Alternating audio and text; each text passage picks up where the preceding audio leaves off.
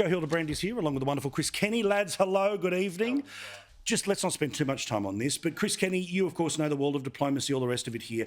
Now, Australians are always willing to go to other parts of the world that have different rules, different morality, but I always found it, just frankly, a little bit childish that the way that we talked about this entire move of Indonesia towards a more radical Islamic state was to worry about our ability to get one away in Bali.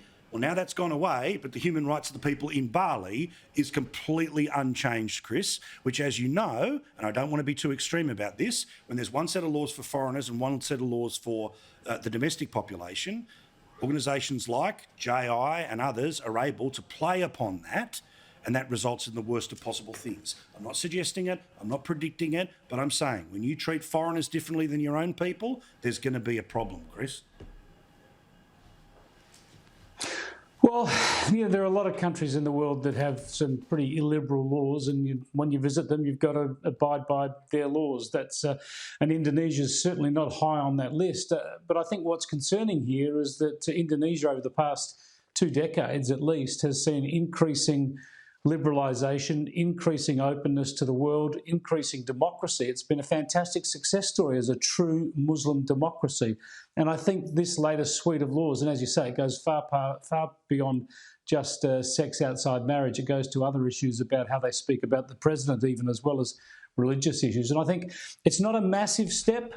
Experts there, I spoke to Professor Tim Lindsay the other day on my program. He says it's not about a lurch back towards a more fundamentalist Islamic view of the world, but it is a deterioration in their liberties. It is the political class playing to a certain conservative constituency in Indonesia, and it is the political class actually protecting their own butts. I mean, perhaps the greatest threat here is the threat to freedom of speech in Indonesia, because certain criticisms of the president or the government will lead to criminal sanctions. Now, that can only be a bad thing. So, you don't want to overplay this, but you don't want to underplay it either. 100%. Is this vibrant, relatively liberal Indonesian democracy taking a step backwards? Look, and my point is, I think I'm going there next year for a mate's wedding. In fact, I know I'm going there next year for a mate's wedding.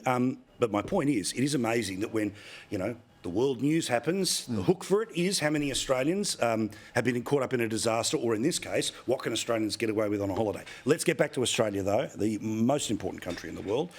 So, Joe. Yes. You're a smart man. You speak common sense. You know how to write a newspaper. You know how to write a header.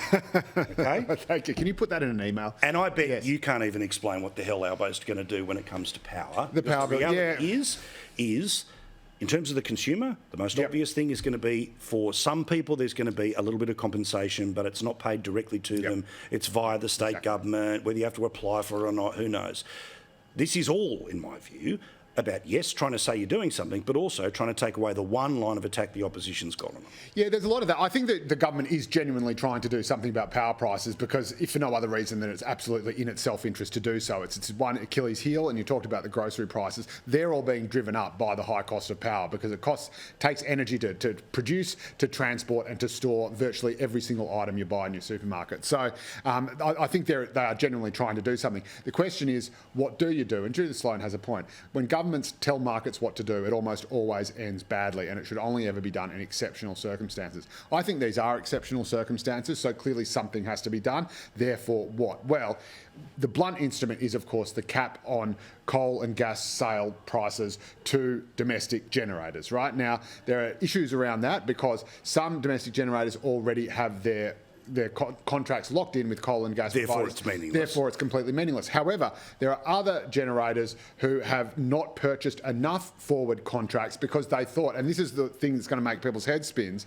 that they would be getting more renewable energy than they actually got. As it turns out, it wasn't quite as windy and a bit more overcast than we thought it was going to be. So it's not actually too much renewables, an over-reliance on renewables that's hurting it. It's that not enough renewables actually happened to come in. They therefore had to go and buy coal at the spot price, and surprise, surprise, the price is through the roof, and they're paying more. Now, clearly, for that particular scenario, a cap on coal prices is going to work. Whether or not that has flow-on effects, unintended consequences, like people saying, well, we're not going to explore enough, we're not going to dig up as much coal because we can't get as much money for it, that's another question. And I certainly think that there has to be a fast-tracking of the Narrabri gas project in New South Wales and an end to Victoria's gas moratorium. There you go, solved it for you. Well played. But again, Chris, the bit that's always missing out of this, you've been on it for many a year. We've been talking about it together for about 10 years on the telly, which is about the cost of transition. All right, the idea that the CSIRO 2018 said it was going to cost $1 trillion to achieve the completely renewable, electrified, everything is awesome, right?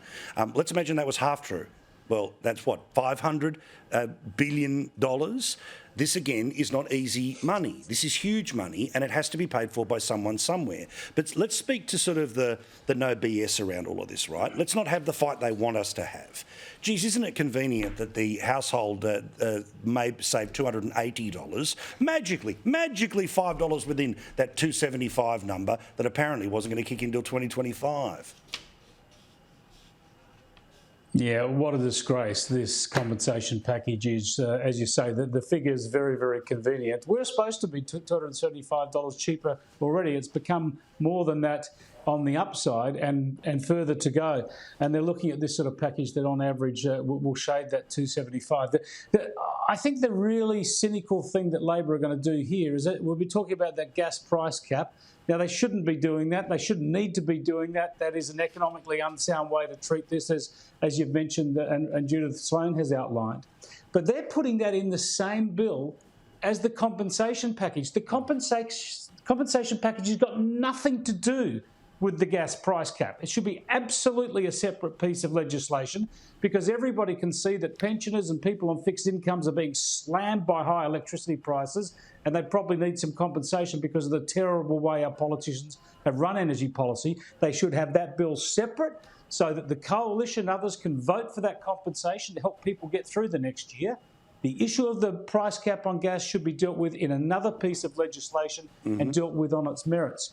But getting back to the big picture and what Joe courageously tried to explain away all these different intricacies, what's unfolding here is the utter absurdity, the implausibility, in fact, the impossibility of this country being able to do what it signed up to do and what Joe and most of the commentariat has agreed it can do, and that is deliver net zero emissions by 2050. It cannot be done on existing technology. The International Energy Agency has made that clear, and to try and pretend we can do this on renewables and storage is an absolute fallacy. We're paying the price for that. So you're talking now about a government looking to cap the price on gas and coal. The price is going through the roof for these two resources because so many people want them and need them. And these are exactly the same two resources that the Labor Party's policies and most of the coalition policies previously have been trying to drive out of business.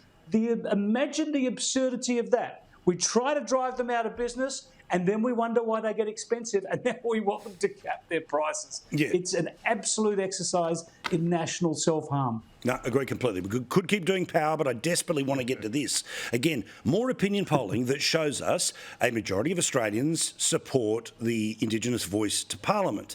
But they haven't heard about much of the detail and they're a little wobbly on what it might actually do, which is why the Prime Minister, in my view, wants to keep it as close to the vibe as possible because the detail ends up dividing people, but the vibe is how you can win on all of this. But I would have thought when you're trying to literally update the Constitution, you need the detail, not just the vibe.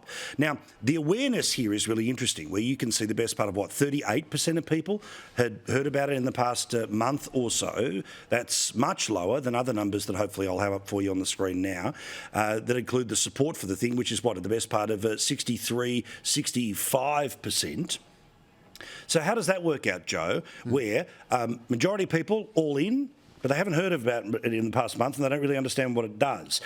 So if you're the Albo, keep it to the vibe, right? Yeah, well, I mean, I wouldn't say necessarily the vibe, but keep it as broad as possible. I mean, obviously, and I support a voice wholeheartedly, and I can tell you why I think it's a great, it's a great idea, precisely because everything else we've done so far has not worked. And we've got a year to talk about it. And we've got a year to talk about it, and we should talk about it, and we should debate it. But they don't want to repeat the mistake that was made not even the mistake, but the very clever tactic you employed. If you wanted John a republic, Howard in the Republic, yes, no. where you have to say you have to agree to this particular model, and you had people saying yes, I want a republic, but not that model, and people who say no, I don't want a republic at all, and them combined, even though they were less than the number of people who wanted that model of a republic, they were able to combine and vote it down. So the last thing you want if you're trying to get a successful referendum up is something that makes it so specific that it isolates people on both sides. But I think, so I think it's just going to want to say, and it's fairly reasonable, I think, to say, look, do you think there should be a representative Indigenous voice to Parliament that is consulted on issues affecting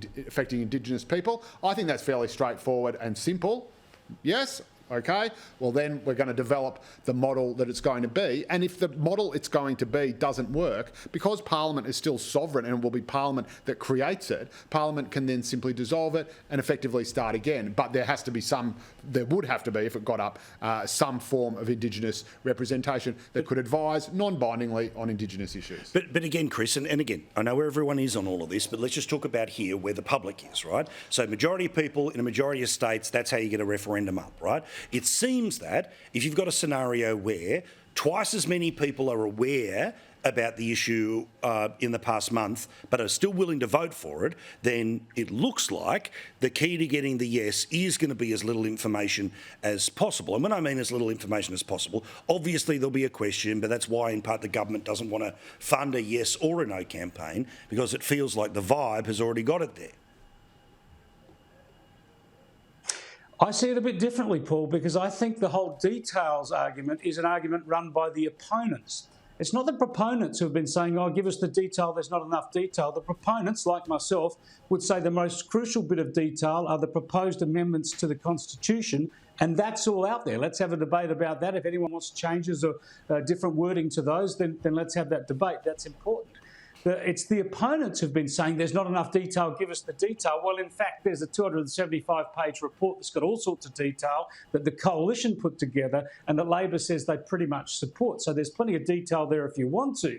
What the opponents want, and look, the people who put the light to this are the Nationals, right? The Nationals, for month after month, said they oppose this deal. That they're not going to make a call on this deal until they see more detail. We won't make a calling, yay or nay, until we see more detail. And then they decide to come out and say no, even before anyone presents any detail. So they're not really after detail. What they want to do is get the government to sort of lock in a bill or a draft so they can nitpick and try and pull it apart.